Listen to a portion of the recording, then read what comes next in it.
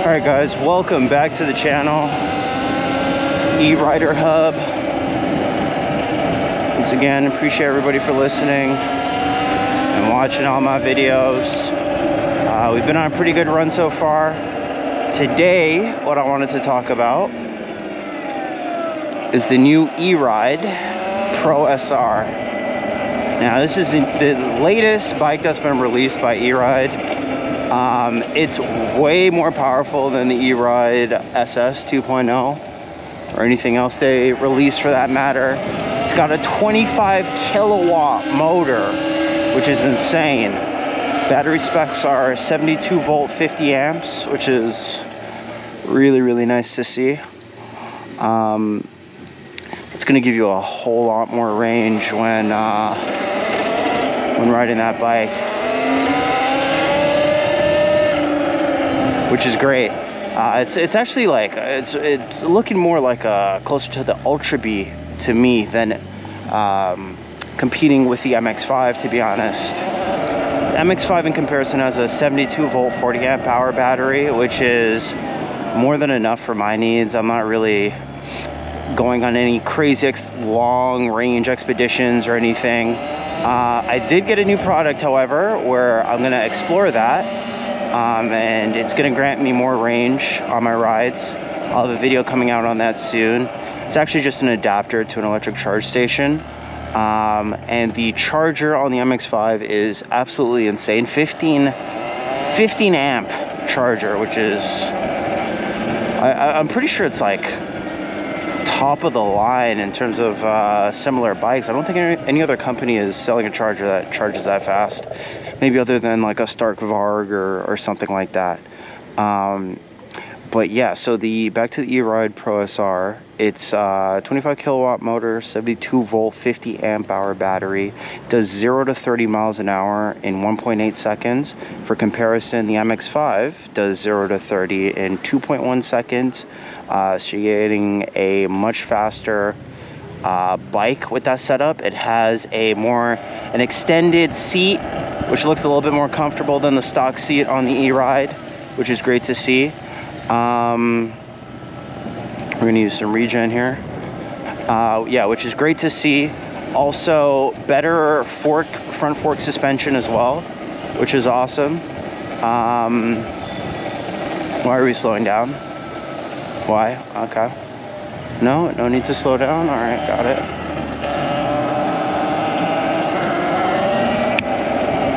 Yeah, like I was saying, better front fork suspension, which is great.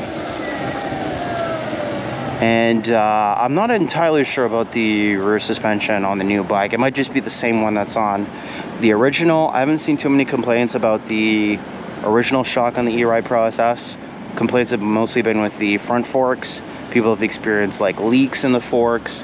You're not really able to go off jumps on them, or also just bottom out and destroy themselves over time, which is not great.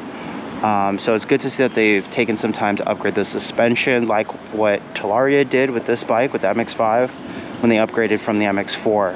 The MX-5 has much beefier suspension, much better working suspension as well. And while I haven't ridden the MX-4, I can say the front fork suspension is really nice. The last thing I need to do is just take this bike on some off-roading adventures just to really prove how good it is. We don't have any realistic range estimates yet on the Eride Pro SR. I think it's 100 miles at 15 miles an hour, which nobody's really realistically going to do on that bike. This bike is projected to come out in the middle of November, which I think they're trying to step on the Alta Sigma release, and get ahead of that, which, you know, makes sense. I think that's like the #1 bike everybody wants right now. But you know, the question is, will they actually be able to do it? I think the SR it's good for customers who aren't going to be doing like a whole lot of off-roading with their bike. You know, the Alta Sigma MX model is like made for off-roading. It's got the 19-inch front, 16-inch rear wheel setup, which is great for off-roading. And you know, if you don't want that, you can even get the street version of the Sigma, which is 1919. The Eride SR, I believe, is 1919 as well. I'll correct that in this video. Leave a little text at the bottom to correct that if I'm wrong.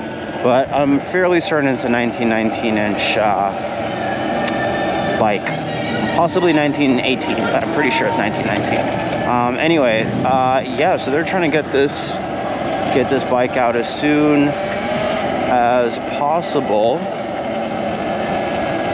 before the Alta Sigma release, which is interesting.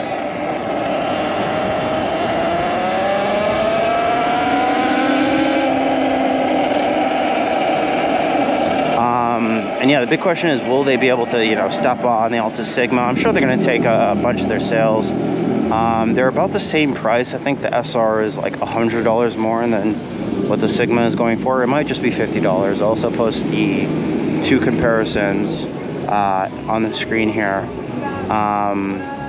And yeah, once again, the Alta Sigma still has the higher voltage battery, 98 volts, only 35 amp hour, and we're yet to see any like realistic range posted for it, but we'll get that information eventually, I'm sure. So yeah, that's the latest and greatest in e-moto news. I'm personally excited to see what the SR and the Alta Sigma do in the market. Are other companies going to release like very high-powered, low-priced solutions or e-motos for their customers? And I think the answer is like obviously yes.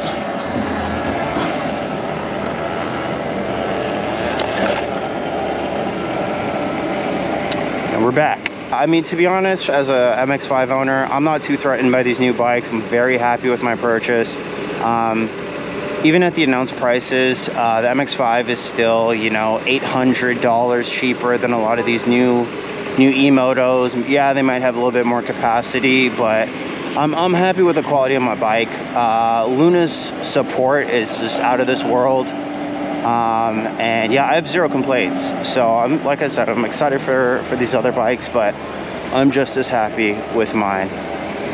So yeah, that's a quick video on the latest and greatest with the Eride SR.